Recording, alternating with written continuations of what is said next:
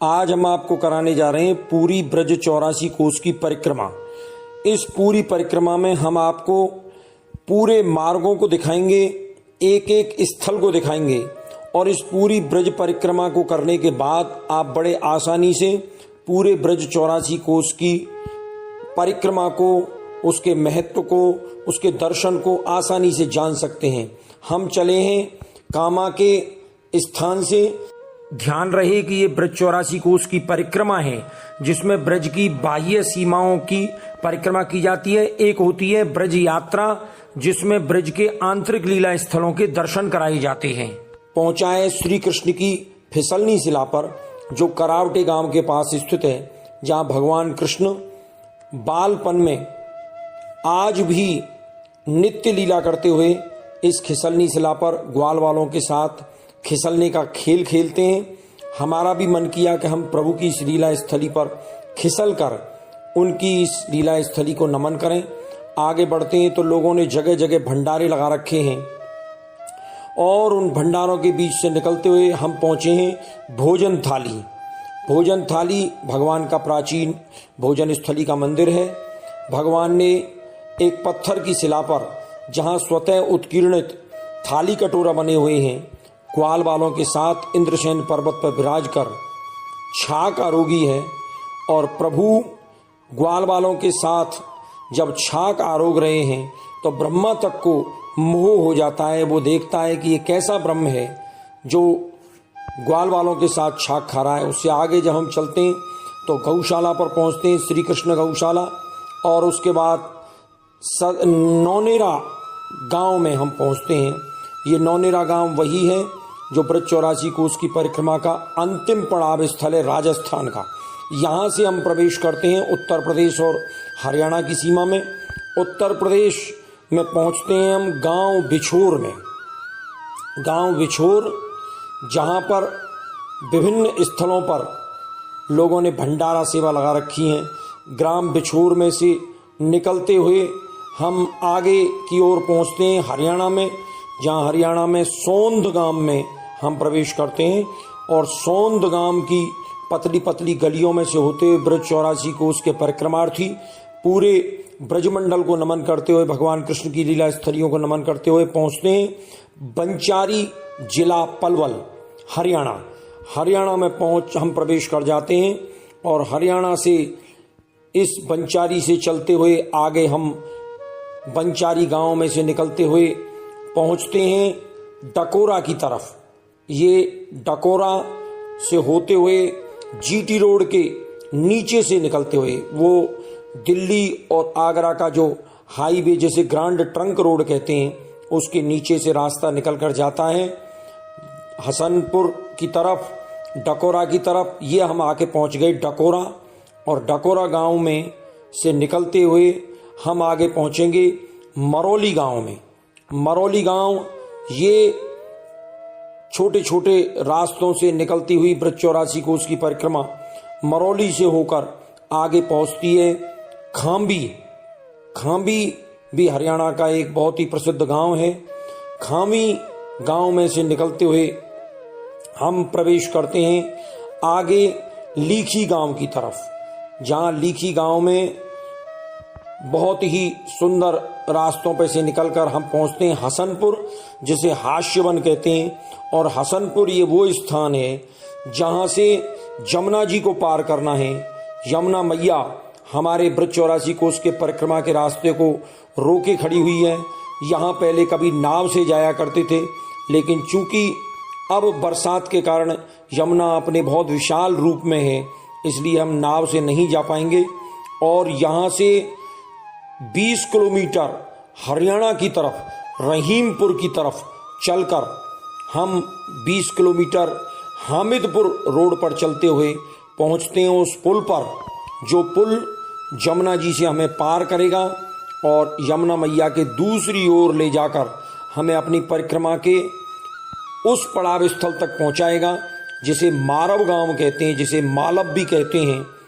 यद्यपि हम हसनपुर से अगर नाव पकड़ते तो हम सीधे मारव या मालव गांव पहुंच सकते थे, लेकिन हमें 20 किलोमीटर पलवल की तरफ चलना पड़ा और वहाँ से इस पुल को पार करते हुए पुनः 20 किलोमीटर चलकर हम पहुँचते हैं जमुना जी के किनारे बसे हुए गांव मारव या मालव की तरफ। ये मालव गांव वही गांव है जहां मार्कंडेय ऋषि का बहुत सुंदर मंदिर है। जिला अलीगढ़, मारव गांव जहां हम मार्कंडेय ऋषि के दर्शन करते हैं। ये वही मार्कंडेय ऋषि हैं जिनके जन्मदिन के अवसर पर आयु वृद्धि के लिए जिनका पूजन किया जाता है। मार्कंडेय पूजा करने का पूरा विधान है ब्रज 84 कोष में, और अन्य वैदिक लोगों को इस मार्कंडेय ऋषि की पूजा में बड़ा आनंद की प्राप्ति होती है। यहाँ पर साधु महाराज की समाधि भी बनी हुई है और पास में ही बहुत सारे देवालय यहाँ पर हैं। शनि भगवान का भी बहुत प्राचीन स्वरूप यहाँ पर विराजित है। इन सभी स्थलों के दर्शन करते हुए भगवान भोलेनाथ को सपरिवार दंडवत प्रणाम करते हुए हम मारव गांव से आगे की तरफ प्रस्थान करेंगे। हनुमान जी के मंदिर के दर्शन करते हुए मारव से निकलकर हम पहुंचते हैं जैदपुरा होते हुए आगे मानागढ़ी के लिए। मानागढ़ी से होते हुए ये परिक्रमा पहुंचती है कटेलिया भमरौला होते हुए बाजना एक बड़ा कस्बा है। बाजना के रास्ते में से निकलते हुए ये परिक्रमा पहुंचती है पारसौली, ग्राम पंचायत पारसौली का यह परिक्रमा मार्ग छोटी छोटी गलियों में से होते हुए हम पारसौली से आगे बढ़ते हैं बरौठ गांव में। बरौठ गांव में भी संकेत लगे हुए हैं कि किधर हमको जाना है, और बरौठ गांव से पिथौरा होते हुए हम परिक्रमा में सीधे पहुंचते हैं मीरपुर एक छोटा सा गांव। वहां से निकलते हुए ये परिक्रमा सुल्तानपुर होती हुई आगे सुरीर गांव में पहुंचती है, और सुरीर गांव से होती हुई परसौती गांव से होती हुई ये परिक्रमा आगे चलकर पहुंचती है टेटी गांव एक बड़ा स्थल है जहां पर लोगों ने बहुत सारे लगाए हुए हैं भंडारे। और टेटी गांव से हरनौल होते हुए, हरनौल एक जिला मथुरा में एक स्थल है, हरनौल होते हुए जहां ग्राम पंचायत भवन बना हुआ है हरनौल का, हरनौल के रास्ते में से होते हुए ये परिक्रमा पहुंचती है नसीटी में हमें बहुत सारे भंडारे और देखने के लिए मिले। उसके बाद हुलासी गढ़ी पहुंचते हुए ये परिक्रमा नगला बैंसला पहुंचती है, और नगला बैंसला से आगे बढ़ते हुए जब हम पहुंचते हैं तो हमें अलीगढ़ जाने वाला रास्ता, राया जाने वाला रास्ता और मथुरा जाने वाला रास्ता मिलता है। राया यहाँ से 6 किलोमीटर है, और फिर आगे जब बढ़ते हैं तो 3 किलोमीटर जब राया रह जाता है तो हम पहुंचते हैं सीधा राया। मथुरा से आगे एक राया कस्बा जिसे आप सब लोग जानते होंगे, हाथरस जाने वाले रोड पर। राया से परिक्रमा मुड़ती है कारब और दाऊजी की तरफ। यहाँ से कारब 8 किलोमीटर है और बलदेव यहाँ से 15 किलोमीटर है। रास्ते में चलकर आनंदी बंदी बहुत ही प्रसिद्ध स्थल पड़ेंगे। भगवान कृष्ण की, भगवान नंद बाबा की ये कारव गांव आप देख सकते हैं, और कारव गांव से आगे बंदी आनंदी, यहाँ से हम परिक्रमा के इस मुख्य मार्ग को छोड़कर चलते हैं आनंदी बंदी देवी के दर्शन करने के लिए। ये बंदी आनंदी और मनोवांछा देवी का मंदिर है जो भगवान कृष्ण की और नंद बाबा की कुल देवी हैं, जिनके दर्शन करके बड़े ही हम धन्य हो जाते हैं। बहुत विशाल मंदिर है, अंदर बड़ा परिसर है। एक ओर को आनंदी देवी, एक ओर को बंदी देवी और एक ओर को मनोवांछा देवी के हम दर्शन करते हैं। और यहाँ के जो पुजारी जी हैं उनसे भी हम बंदी आनंदी और मनोवांछा देवी के महत्व के बारे में और उनके महात्म्य के बारे में जानेंगे। ये वही बंदी देवी है जिन्होंने भगवान कृष्ण को कंस के कारागार से वसुदेव और देवकी को मुक्त कराया था। वहाँ सबसे पहले हम आनंदी देवी के दर्शन करेंगे, और यहाँ आनंदी देवी के इस भव्य और प्राचीन स्वरूप के दर्शन करके, इस चमत्कारिक स्वरूप के दर्शन करके हम धन्य हो गए हैं, क्योंकि आनंद को प्रदान करने वाली नंद की कुल देवी आनंदी देवी का ये विलक्षण स्वरूप है, जिसके दर्शन बड़े भाग्य से मिलते हैं। यहाँ के जो पुजारी जी हैं उनको जय श्री कृष्ण करके हम इनसे इसके बारे में जानकारी लेते हैं। यहाँ आनंदी बंदी देवी के बारे में कछु आप हमको बताओ। ये जो बंदी माँ है ये जो है भगवान कृष्ण की कुल देवी हैं। अच्छा। भगवान कृष्ण और बलदाऊ जी का मुंडन यही हुआ था। वाह। जब भगवान कृष्ण के माता पिता वसुदेव देव की कारागार में थे, हाँ। तो बंदी माँ ने जो है अपने योग माया की शक्ति से उनके माता पिता की बेड़ियां काटी। अच्छा। ताले तोड़े, पहरेदारों को सुलाया, और यहाँ तक है कि भगवान कृष्ण को गोकुल पहुंचाने में पूरा सहयोग किया। जय हो। यशोदा माँ के गर्भ से इसी योग माया बंदी माँ ने जन्म लिया, कन्या का जन्म लिया, और श्री कृष्ण को वहां सुला करके पुनः वसुदेव इनको योग माया बंदी माँ को लेकर कारागार में आए।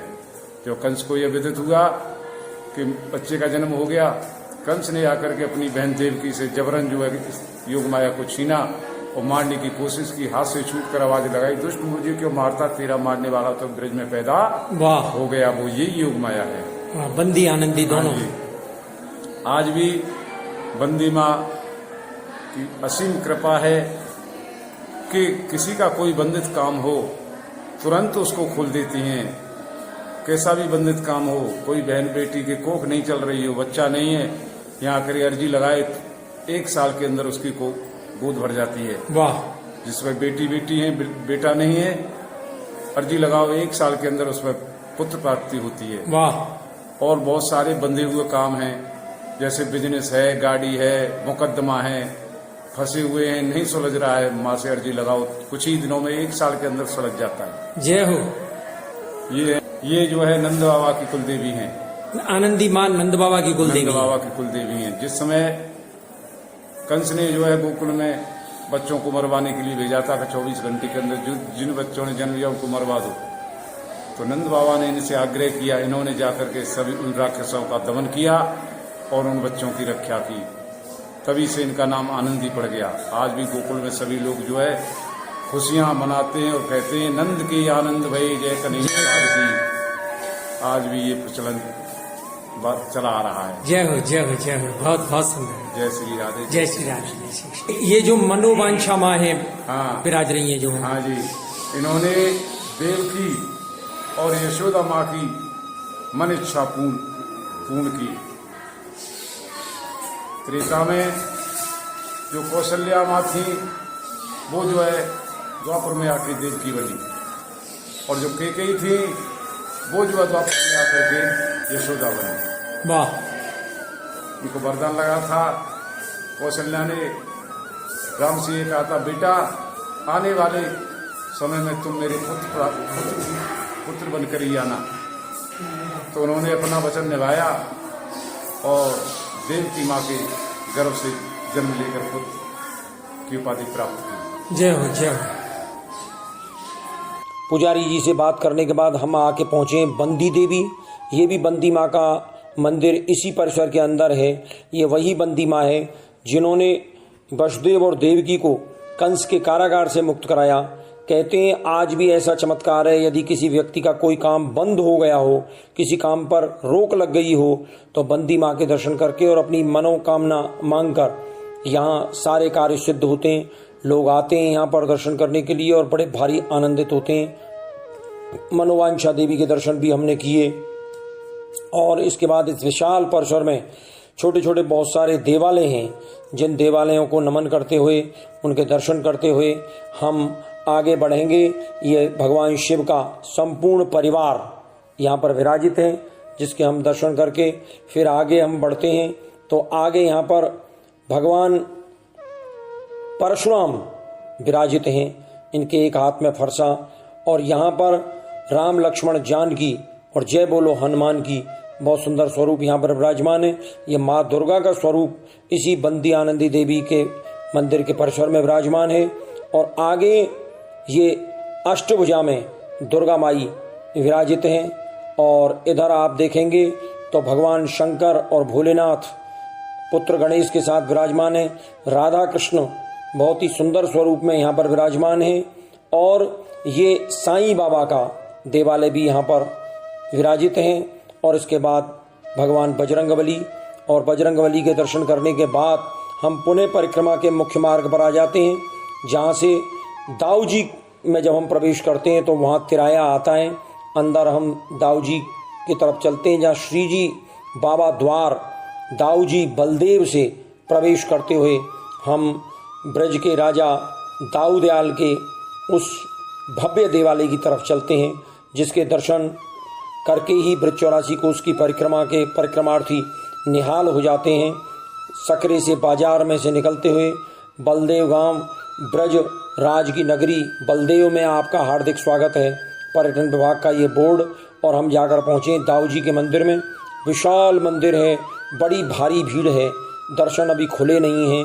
हम दाऊ जी महाराज के इस द्वार पर उनकी देहली का पूजन करते हुए, उनकी देहली को प्रणाम करते हुए यहाँ से हम आगे बढ़ते हैं, क्योंकि यहाँ पर दाऊ जी भगवान के मंदिर के फोटो और वीडियो बनाने की हमें अनुमति नहीं है। इसलिए द्वार पर ही ढोग लगाकर और प्रणाम निवेदित करके हम आगे बढ़ते हैं परिक्रमा के अपने अगले रास्ते पर।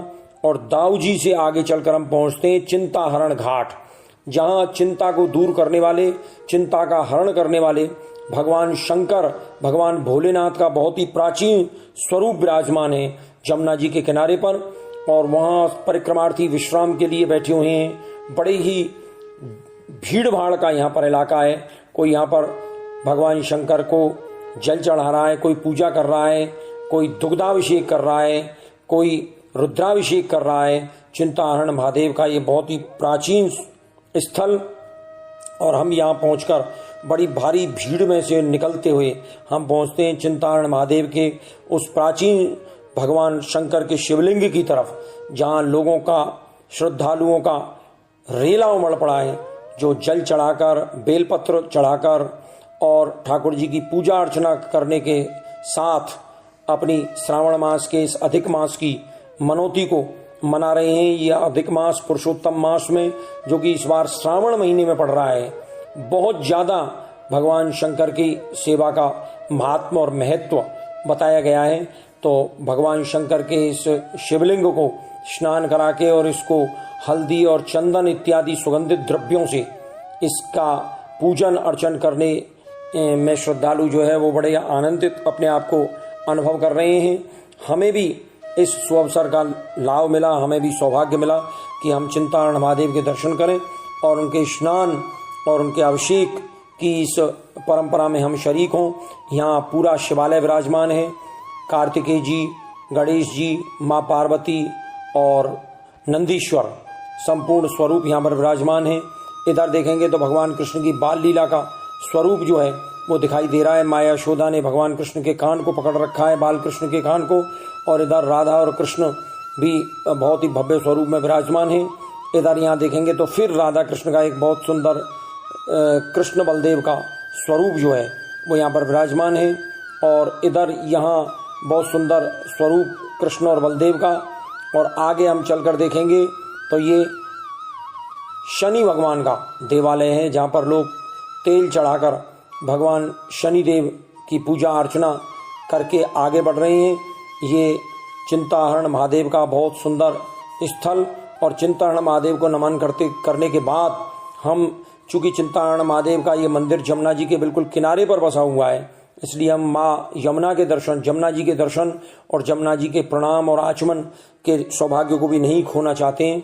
इसलिए हम पहुँच गए जमुना जी के उस घाट पर, जिसे चिंताहरण घाट कहते हैं।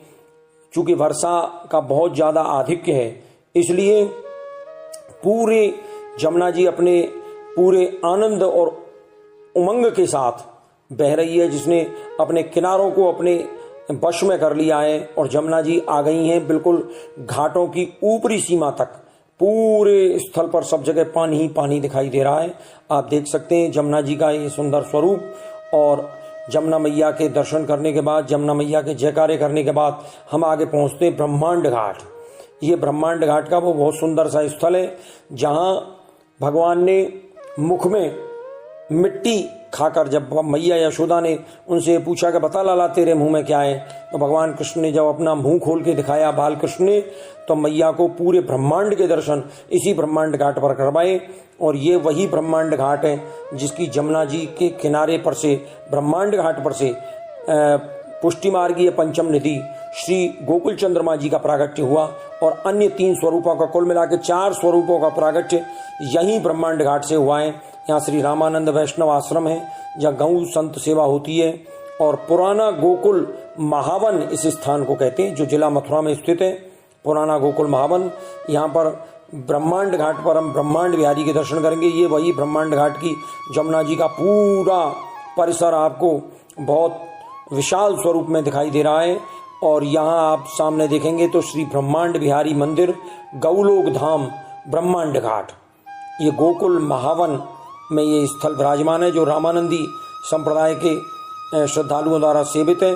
और यहाँ भगवान कृष्ण ने चूंकि मिट्टी खाई थी, ब्रज की माटी खाई थी, इसलिए ब्रज की माटियों के पेड़ा जो है उसका यहाँ बड़ा भारी महात्म्य है।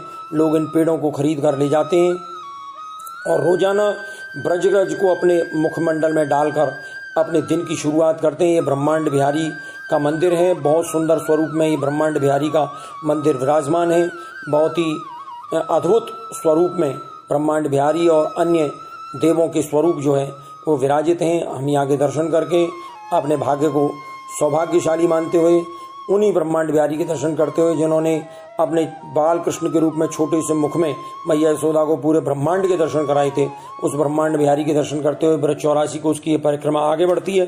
संत भगवान के दर्शन हमने किए हैं और संत भगवान के दर्शन करने के बाद संपूर्ण ब्रजमंडल की ये वो लीला जहाँ भगवान ने मैया यशोदा को पूरे विराट स्वरूप के अपने दर्शन कराए हैं।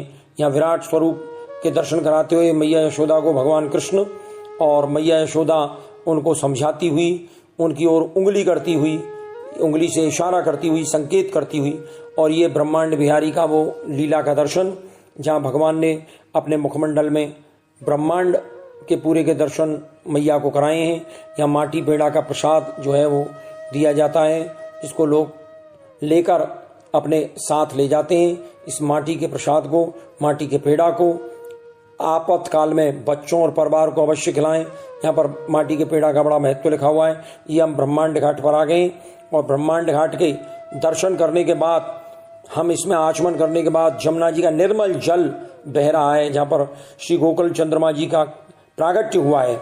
ऐसे स्थल को नमन और प्रणाम करते हुए हम ब्रह्मांड घाट से आगे चलते हैं तो हम पहुंचते हैं रमण रेती, कार्षणी गुरु शरणानंद का आश्रम। ये मथुरा से गोकुल और गोकुल के पास ये रमण रेती आश्रम है, जो कार्षणी गुरु शरणानंद जी महाराज के आश्रम के रूप में जाना जाता है, जहां पर श्री रमण बिहारी लाल और उनके साथ बहुत ही सुंदर श्री राधा रानी का स्वरूप विराजित है। हम आपको इस आश्रम में संतों की भजन कुटियों के दर्शन कराएंगे, बहुत सुंदर संतों के निवास स्थानों के दर्शन कराएंगे। पूरे आश्रम का आपको दर्शन कराना आकर प्रभु की भक्ति में लीन होता है। बार बार हमारा मन ठाकुर श्री रमण बिहारी लाल के दर्शनों के लिए लालायित होता है और हम पुनः पुनः आ जाते हैं ठाकुर रमण बिहारी लाल के दर्शनों के लिए। ये हम आपको विभिन्न संतों के भजन कुटियों के दर्शन करा रहे हैं।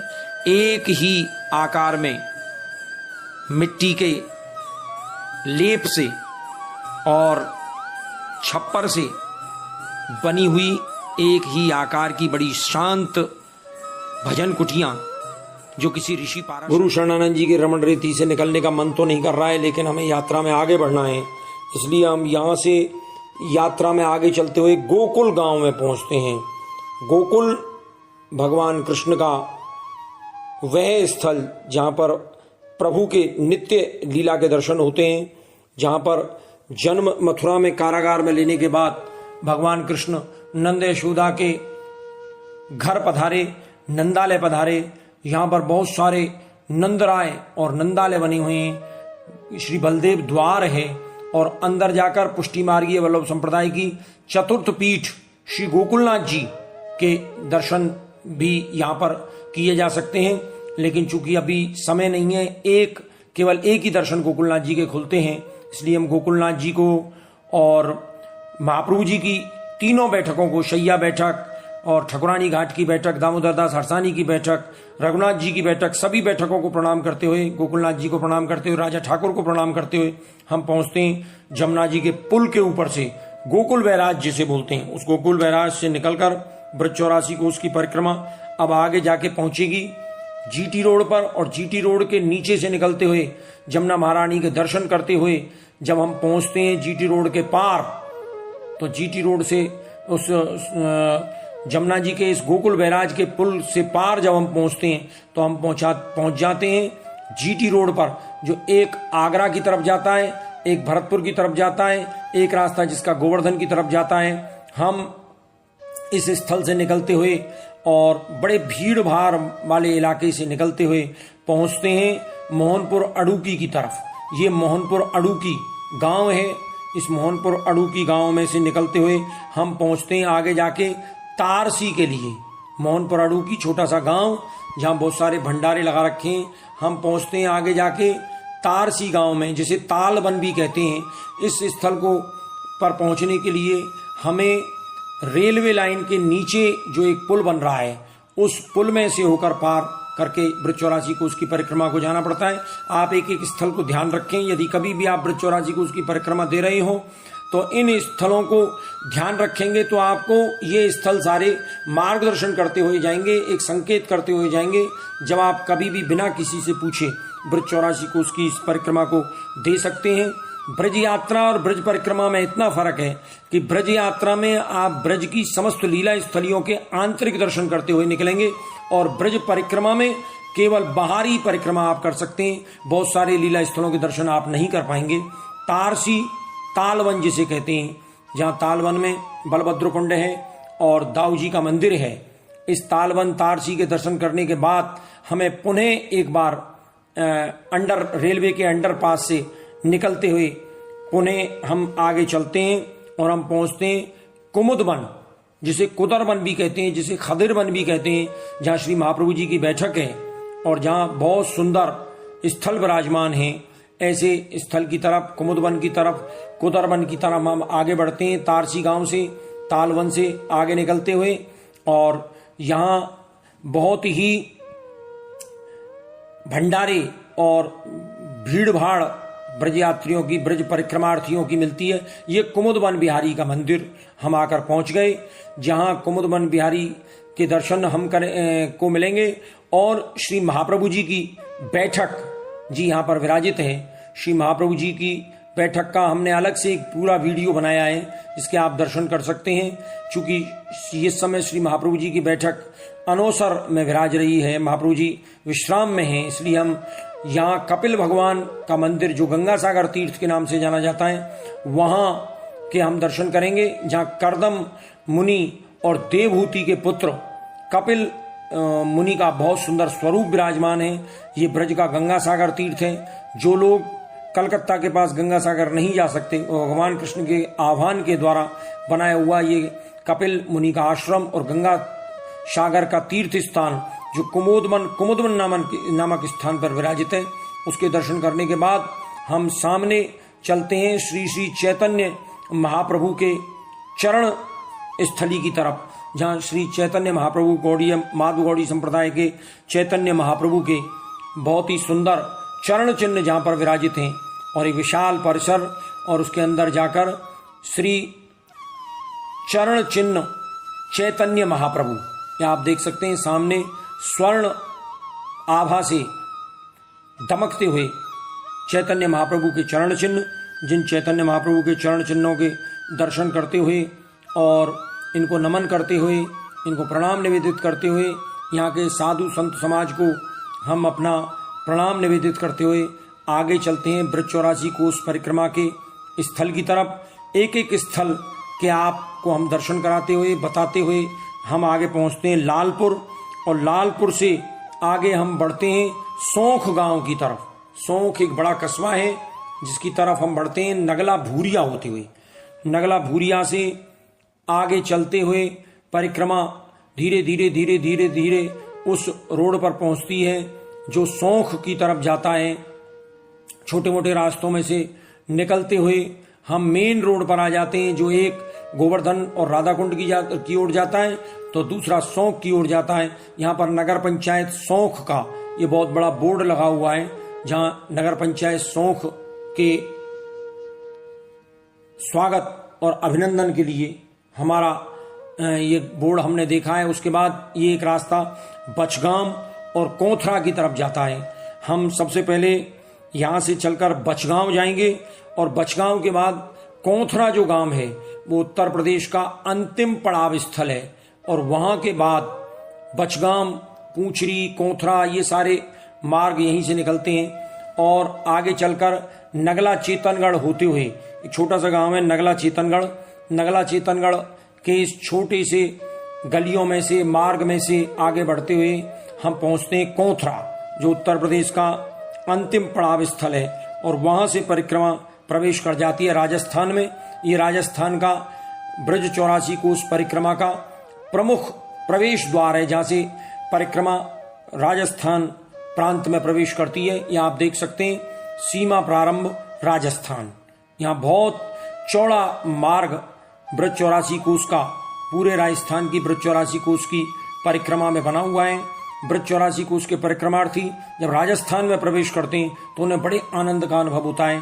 मैं आपको पुनः एक बार याद करा दूं कि ये ब्रज परिक्रमाएं हैं जो ब्रज के चारों ओर ब्रज की सीमाओं को पार करती हुई पूरी परिक्रमा करती है, जबकि पुष्टि मार्गीय वल्लभ संप्रदाय के गोसाई बालकों के द्वारा जो उठाई जाती है वो ब्रज यात्रा होती है, जो ब्रज के समस्त आंतरिक लीला स्थलों के दर्शन करके आगे बढ़ती है। हम आगे बढ़ते हैं फिर नगला दादू और नगला दादू से आगे चलकर हम पहुंचते हैं बहेज गांव में।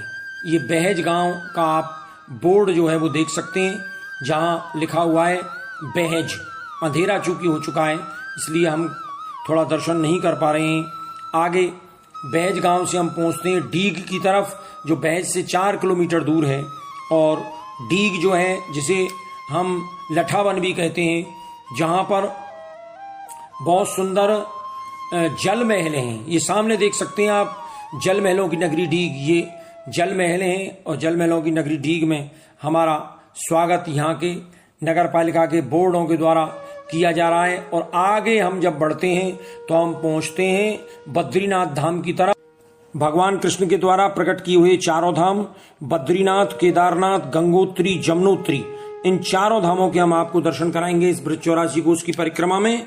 आप देखेंगे तो गणेश जी का स्वरूप है, बहुत ही प्राचीन स्वरूप है गणेश जी भगवान का। ऊपर नाम भी लिखा हुआ है, वो भी आप पढ़वाएं, गणेश जी। और इसके बाद ये जो स्वरूप है ये नर भगवान का है। नर भगवान अपने स्वरूप में विराजे हुए हैं। इधर देखेंगे तो ये बद्री नारायण जी, बद्री नारायण जी का बहुत सुंदर सा स्वरूप यहाँ विराजित है। इधर आप देखेंगे तो उद्धव जी, उद्धव जी का बहुत ही विलक्षण और अद्भुत स्वरूप आपको अन्य कहीं स्थानों पर देखने के लिए नहीं मिलेगा। उसके दर्शन आप यहाँ कर सकते हैं। और इधर अगर आप देखेंगे तो श्रीनाथ जी और श्री राधा कृष्ण जी, इन दोनों की छवि यहाँ पर विराजमान है। यहाँ जो सेवायत संत हैं उनसे हम यहाँ के स्थान के महत्व के बारे में, यहाँ के महात्म्य के बारे में, श्री गंगोत्री और श्री यमुनोत्री धाम है, जहां श्री श्री 1008 श्री गोपीदास जी महाराज के शिष्य महंत श्री गिरधर दास जी महाराज यहां पर सेवायत हैं। और जब हम इस गंगोत्री जमुनोत्री धाम पर ऊपर पहुंचते हैं तो वो गणेश पर्वत, वो गणेश जी का मस्तक और वो जो पत्थरों की एक श्रृंखला नीचे तक छवि बनाती हुई आ रही है, ये गणेश जी की सूंड है। इधर गणेश जी का एक कान है, इधर गणेश जी का एक कान है, पूरा बिल्कुल गणेश जी का सा मस्तक दिखाई देता है। इधर गंगोत्री, इस सूंड से इधर की साइड में गंगोत्री और इधर की ओर जमुनोत्री दिखाई देती है। ये बाबा हमको यहाँ गंगोत्री और जमुनोत्री मंदिर के दर्शन करा रहे हैं।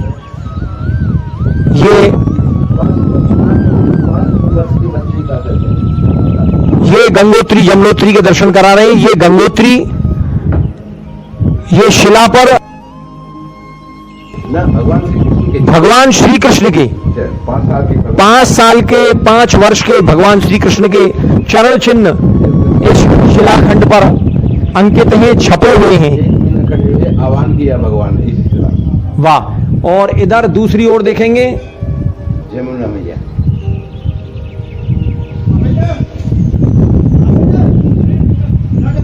ये जमुनोत्री। ये यमुनोत्री,